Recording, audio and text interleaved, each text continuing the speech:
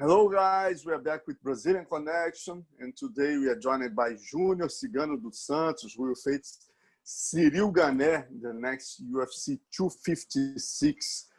How are you, Cigano? I'm doing fine, Marcelo. How about you? Fine, fine. Now, how is the camp? How are you doing now? Well, I'm doing great.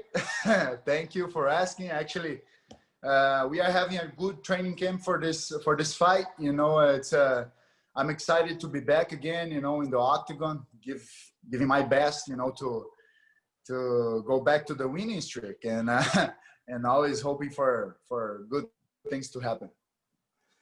And Cigano, how do you envision that fight against Ciryl Gane? This guy is really impressive in the last 3 fights, but of course, he didn't face a top-ranked guy like you, a former UFC heavyweight champion. How do you see him as an opponent?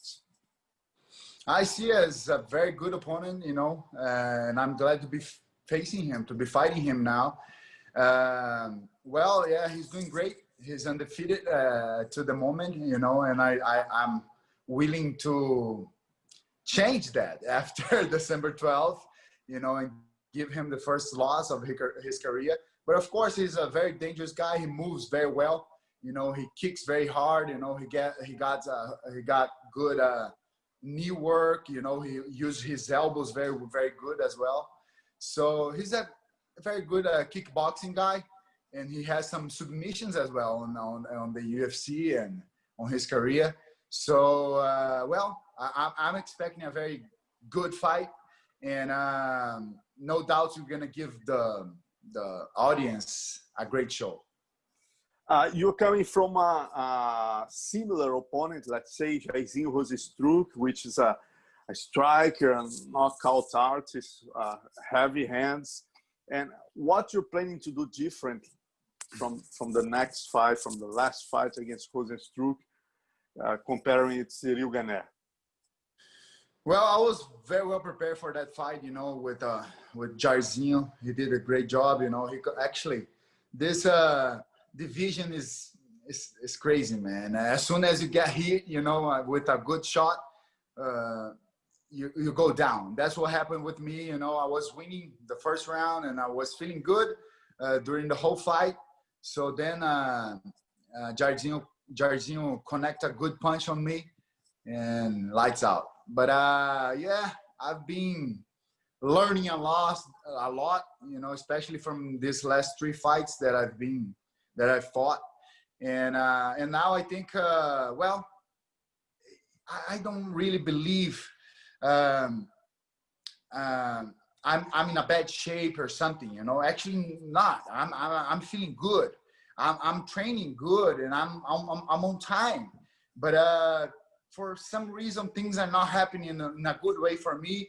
But well, I'm looking forward to change this, you know, on December 12th against this guy, Ciryl Gane. Now, as I said, he's a tough opponent, but that's what I'm looking for. You know, I want to fight the best. You are the number 7 in the heavyweight ranking. He's the number 13. And we have above you, Alexander Volkov, who actually challenged you in his last fight, if I'm not wrong. If you beat Ciryl Gane, Volkov is a fight that is interesting for you in the next step. Oh yeah, for sure. Actually, we should fight in Russia, but for, you know, I got that bacteria infection and I couldn't go for the fight. I couldn't fight him at that time. But that's one of the fights I want to do for sure, you know, not because we should fight there in Russia, but because, you know, he's calling me out again, you know. But it's a very interesting fight. He's a tough opponent. And I want to, yeah, I don't pick opponents, man. And as soon as they offer me the opponent, you know, I'm going to say yes, especially for guys like these, you know, Volkov. Volkov would be a great fight to do after this one, but I'm not looking past this fight, you know. I'm just giving you an answer based on what we can see right now. I have many rematches to do with these guys. I want to do all of them. and also, of course, fight with Volkov. But right now, 100% of the focus, is on Ciryl Gane. Ciryl Gane. Cigano, what about John Jones going up to heavyweight division? How do you see that guy in the heavyweight division? How do you face John Jones against, for example, you face both Francis Ngannou and Stipe Miocic. Do you think John Jones can be favorite against those guys, or do you think they are favorite against John Jones?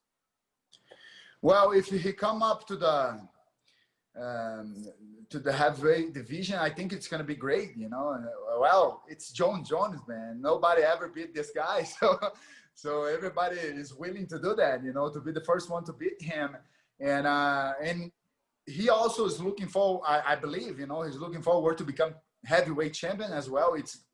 It would be something very big for his career, I believe, So, man, we are very welcome to John Jones if he come up to the heavyweight division. And I don't see him as a favorite against Miocic, because Miocic, man, I became a big fan of that guy after fighting twice against him, and seeing and be able to see everything what he's doing on the division, and how his name is so strong right now, in the history of the heavyweight division. If John Jones comes up, we don't ever see him fighting on the heavyweight division. So I cannot consider him a favorite against Stipe Miocic as an example.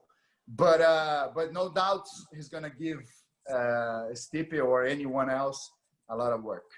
Who do you see as the champion 6 months from now? If you could choose one fighter to be the champion, do you think would be Miocic, Ngannou, or John Jones?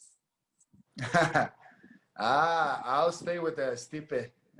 Stipe will keep his belt for a long time, I believe. That guy, I'm not taking any way away from the other guys. Of course, like you said, John Jones is coming up. It's something that everybody is excited to see. In the case of Francis Ngannou, man, I think this is the most powerful guy in this division ever. He has a lot of power, but I see Miocic with much more control of everything what he does, physically and mentally. So he's a strong guy because of his, of course, because of his team, because of his mental set. Everything what he has makes him a very good fighter. So I believe he's going to keep his belt for a long time still.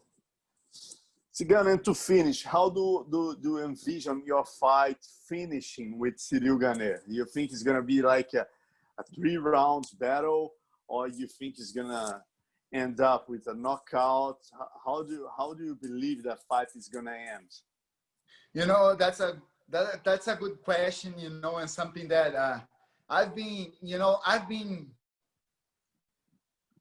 thinking a lot about everything what's happening in my career, everything what I've been doing inside the octagon.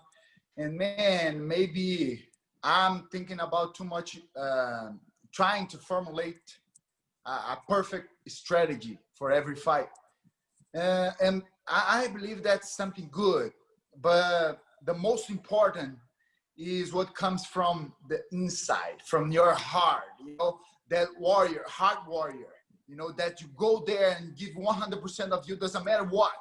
And that's the type of mental game I'm coming for this fight. I'm not coming to follow my strategy or something. I'm coming to knock this guy out, to impose myself against him, and to show up to everybody that Junior Dos Santos is still here. Because this last fight, man, I was feeling great. I was training great. I did an excellent training camp, but the result didn't came because sometimes I think I'm paying attention too much on the strategy and I forget about the fighting thing, you know. So I'm willing to go there and give 100% of me on the old style, like throwing hard hands against this guy and looking for the knockout all the time. I don't know, whatever. I know he's a well-prepared guy. Like I said, he has a lot of knees, a lot of kicks, a lot of punches, whatever, man. But I'm ready to go there and impose him, like take him to hell. That's what I'm gonna do. Great. I really hope we can see the best Cigano ever. I'm sure you always train hard. You're a guy that you never underestimate any opponent. I follow you since the beginning. You doesn't matter if you face a top one, the champion, you always train hard with your master Doria or in American Top Team. So I'm sure you're going to give a great fight for the fans. Thank you, Cigano. Thank you, Marcelo. It's my pleasure, always. Show, meu irmão.